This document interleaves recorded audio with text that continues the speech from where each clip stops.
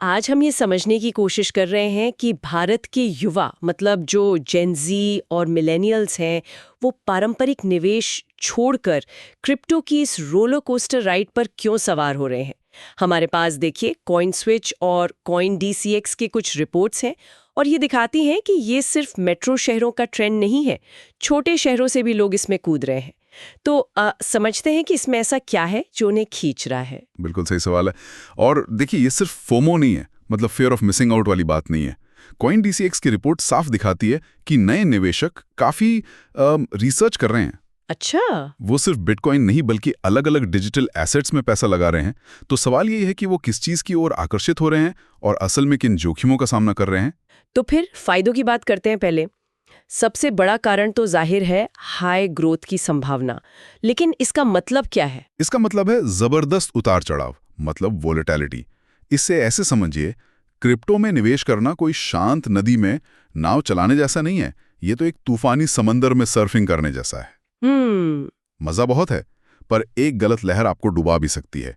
और इसी वोलेटिलिटी की वजह से कीमतों में छोटे छोटे बदलाव से भी बड़ा मुनाफा कमाया जा सकता है। और मैंने सुना है कि इसमें पैसिव इनकम के भी तरीके हैं, मतलब बिना खरीदे बेचे भी कमाई हो सकती है। हाँ बिल्कुल, यहीं पर स्टेकिंग और क्रिप्टो एसआईपी जैसी चीजें आती हैं। अच्छा, स्टेकिंग। जी, स्टेकिंग को आप एक तरह से अपने क्रिप्टो की एफडी समझ सकते हैं, जहां आप अपने कॉइन्स को नेटवर्क को सपोर्ट करने के लिए लॉक करते हैं और उस पर रिवॉर्ड कमाते हैं। और एसआईपी तो जैसे स्टॉक्स में होती है वैसी? बिल्कुल, बस ये स्टॉक्स की जगह क्रिप्टो में होती है। ये सब मुमकिन इसलिए है क्योंकि ये मार्केट 24 घंटे खुला रहता है, स्टॉक मार्केट की तरह शाम को बंद नहीं होता।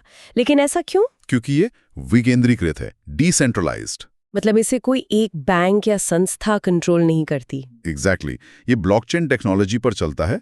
इसे आप एक ऐसा डिजिटल बही खाता समझ सकते हैं जिसे कोई एक व्यक्ति नहीं बल्कि हजारों लोग मिलकर मैनेज करते हैं।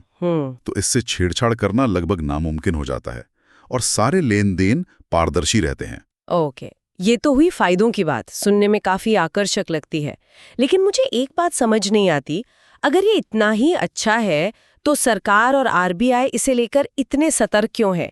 यहाँ असली जोखिम क्या है? बिल्कुल, और यहीं से कहानी का दूसरा पहलू शुरू होता है। सबसे बड़ा जोखिम है नियमों का साफ ना होना। सही है। भारत में क्रिप्टो को कानूनी मान्यता नहीं दी गई है, लेकिन इस पर बैन भी नहीं है। ट्रेडिंग अलाउड है, पर नियम कभी भी बदल सकते हैं।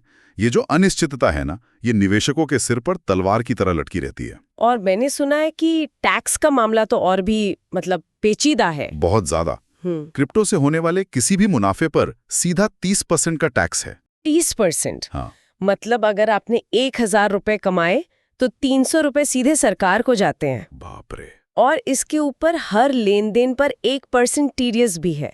और सबसे बड़ी बात, अगर आपको नुकसान होता है तो आप उसे अपनी किसी दूसरी इनकम से एडजस्ट नहीं कर सकते। अच्छा, जैसा कि स्टॉक मार्केट में कर सकते हैं। जी, वो यहाँ मुमकिन नहीं है। 30% टैक्स, ये तो ट्रेडर्स को छोटे छोटे मुनाफे बुक करने से रोकता होगा, है ना? और इन सरकारी जोखिमों के अलावा फ्रॉड और स्कैम्स का भी तो डर है। जाहिर है, चेनालिसिस की एक रिपोर्ट है, उसके मुताबिक क्रिप्टो स्कैम से दुनिया भर में अरबों डॉलर का नुकसान होता है।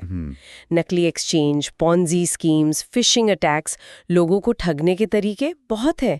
और क्योंकि ये डिसेंट्रलाइज्ड है, अगर आपके पैसे गए तो आप शिकायत करने कहाँ जाएंगे, इसकी कोई गारंटी नहीं है। तो एक तरफ जबरदस्त कमाई का मौका, 24 घंटे खुला बाजार और एक नई टेक्नोलॉजी, और दूसरी तरफ अधूरे नियम, बहुत ज्यादा टैक्स और स्कैम्स का खतरा।